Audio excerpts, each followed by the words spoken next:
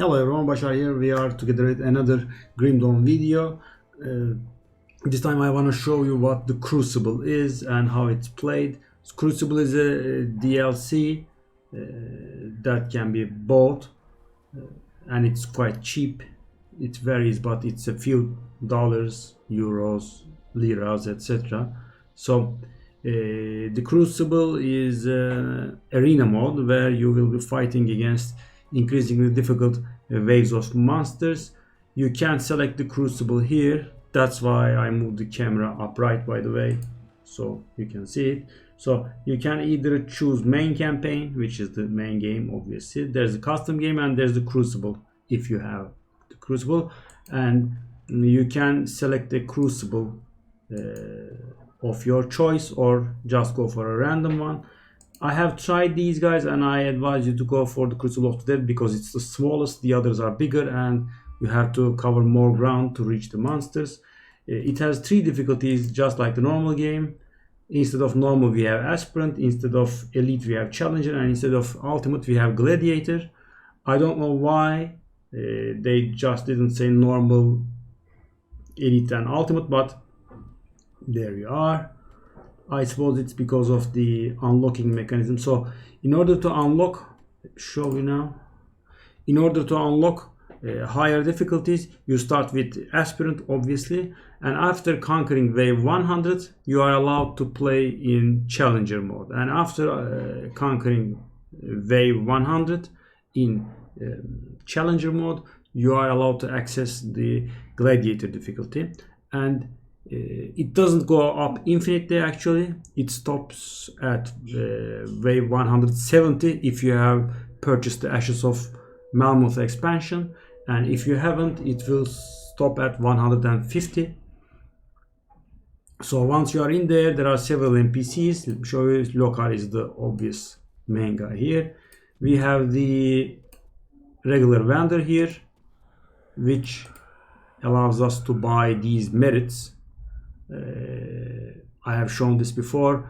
I mean, there is a similar version of this in the Forgotten Gods expansion that allows you to access ultimate, and this unlocks the gladiator difficulty for the character that's gonna use this. So you buy this, you put it in the common stash, and the character gets it and uses it, and you can start right from gladiator instead of grinding. And you can obviously purchase the challenger version in the challenger difficulty. Other than that, this guy is just a vendor. Okay, I'll get back to this guy later. This is a spirit guide. I mean, you can use it to respec your skill points or your devotion points. And then on the other side, we have the inventor. We have the smuggler that allows you to reach the stash. We have the smith here. And finally, we have the illusionist that serves the similar function of a transmogrification in World of Warcraft, which is changing the appearance of the items you wear. And this guy allows us to get some buffs, guys. As you can see here, there is a currency here. The currency of Crucible is tributes. You can have up to 100 tributes at one time, and you can spend those tributes to save some time or gain some power-ups. So this guy allows you to get some buffs for 12 tributes each. So the Blessing of Ulo, it says here, as you can see, it reduces the duration of CC effects and gives a resistance boost. Empyrean's Guidance gives us HP. The Might of Amatok increases our damage, all damage, and the Uzi's Pact gives us cooldown reduction. So, and another way to spend tributes is, as you can see, we have 4 nodes here. You can select these nodes and construct defensive structures there, and you can also upgrade these defensive structures. I mean, I can put a Stormcaller beacon here. Let me just show. Okay, 10,000 iron bits and 5 tributes there, and we have something that will fight instead of us. I like the lightning one, because the lightning ones also reduce resistances, so it gives us damage boost. The stone wall is a damage boost, and the vanguard is defensive. Inferno is fire, and death chill is just slowing. I don't think death chill is good, guys, because I mean, maybe if you are having trouble handling the monsters, it might be good, but normally you just want the monsters come to you as quickly as possible, so you can kill them as quickly as possible. And the final use for the tributes is from this guy. This is the main guy. This is the guy we speak to. So we have several options, guys. I mean, this is just the regular beginning, right? I mean, I will start wave 1 here. I can talk to him and pay some tributes to start hiring. I mean, if I pay 8 tributes, I can start from wave 50. If I pay 15, I start on wave 100, and if I pay 25 tributes, I start on wave 150. And like I said, the game will end at 170, so let's start at 100. And this is pretty hard, guys. I mean, your character should be grinding ultimate easily. I mean, at 100 things become quite tough in Gladiator. So there's also this challenge. You allow him to open a 6 gate, which will produce more spawns. So let's try this one out. Hold up, let's get some buffs first. Let's open all of our passives. Okay, let's go for the HP buff and the damage buff. Okay, now as you can see, I'm down to 65, and let's start at 100. So you are allowed to cash, I mean, the rewards of this place, guys. There is no loot. As you can see, there are a lot of monsters spawned. You kill them, and the next wave will proceed. You'll see now. And every time you kill an elite or a boss or a nemesis, the timer will increase. And if you manage to complete the wave in time, as you can see, there's a multiplier here. This multiplier can go up to 10. If you can manage a wave without losing the timer, your multiplier will go up by 1. If you get timed out, you will not be kicked out of the Crucible, but you will lose a multiplier. So if I actually timed out in this wave, my multiplier will go down to 2. And the rewards are awarded at the end, guys. And every 10 waves you will face some bosses, and since we start from up high, as you can see, we are still facing bosses. We are at the 104th wave now. Okay, the buffs last for 25 minutes as far as I remember. It's enough for completing 70 to 80 waves if you're doing it at my pace, which is relatively fast, as you can see. Okay.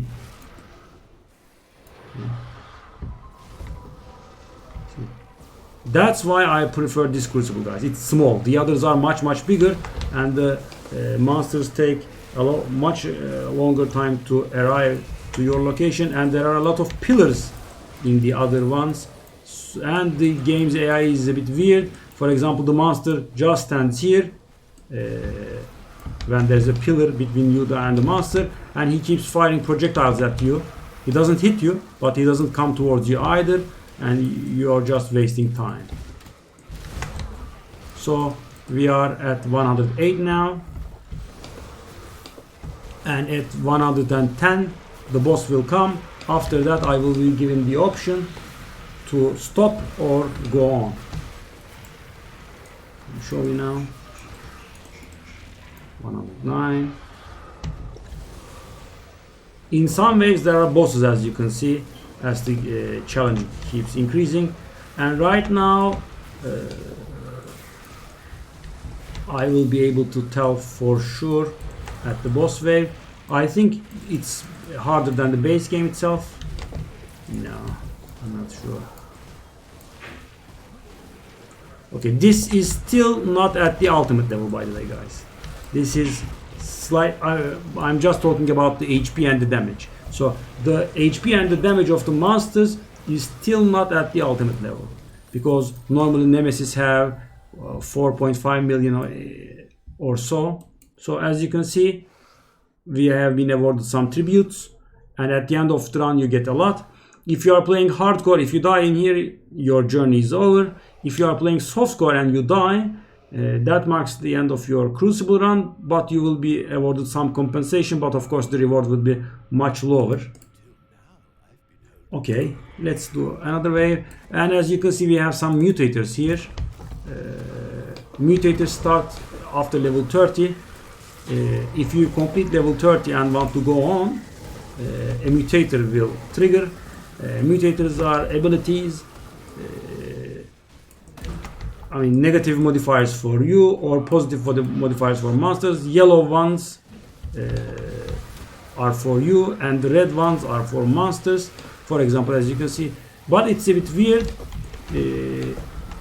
It works both ways. I mean, everything negative for you has actually an upside as well, but of course it's generally quite negative. For example, I'm getting 20% crit damage but minus 8% total speed, and total speed is attack speed, cast speed, and movement speed. So it's quite the penalty.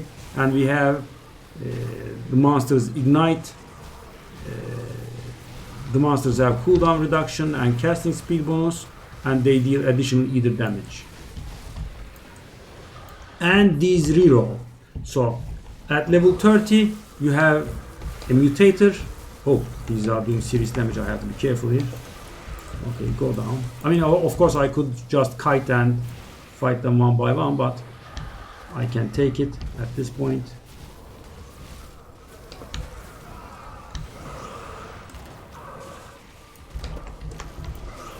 Okay, see, we start getting Nemesis in regular waves, guys. This is a Nemesis. So, like I said, normally this guy would have around 4.5 million HP, and he has 3.5 million HP. So, we need to proceed some more waves until they get to the base games level. But by saying I am saying this is easier than the regular game, guys, I mean just that Nemesis on its own, right? Because we are actually facing multiple heroes and Nemesis and bosses at once, so it's definitely harder than the regular game. And we have 4 mutators. So the first mutator starts at level 30, I mean after level 30. At level 60 the second mutator arrives, 90 third one, and 110 fourth one, and finally at 130 5 mutators will be present. And the good news is that these mutators do not persist, guys. After 120, if I continue to go on, these mutators would reroll. I mean, if you get a horrible modifier, like for example minus health, it's very annoying. You can get rid of it by just claiming the reward. I mean, just continuing. But of course you have to make it through those 10 levels. If you finish, you get additional reward. Your score is also important. As you can see, we have 2.3 million already. Okay, and this is the 120th wave. Yeah, see, the HP has climbed up to 3.6 million. Okay, and we are actually facing multiple Nemesis monsters here, guys. Be careful. Okay. Yeah, the buffs are of course very helpful in here. We have additional damage and more HP. Maybe we might have died. So now Lokar will give me the option to go on or just to get my loot. Let me just show you. We have 62 tributes here, and it's up to 72 now, and my buffs are still going on.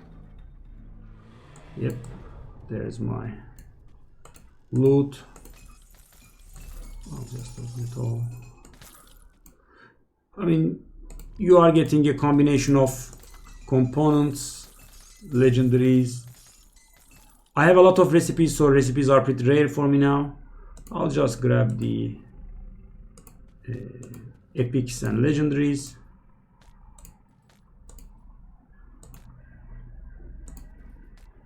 So this is the reward, and if you are not capped on devotion points, you can actually redeem your tributes for devotion points. Depends on the total number of your devotion points. So there is an alternative method of leveling. I mean, you just start the game and go into Crucible and finish waves 1 to 10, then stop, get a devotion point, etc, etc. There's also that. So we have these defense mechanisms to spend tributes. We have these buffs from this guy, and we can use tributes to start, for example. So as you can see, I can just start from the beginning again, or I can spend 5 tributes to get, I think I will be rolled back like 30 levels or so. I'm not very sure. So that's how Crucible goes, guys. It's quite fun and enjoyable, and the last levels are pretty hard.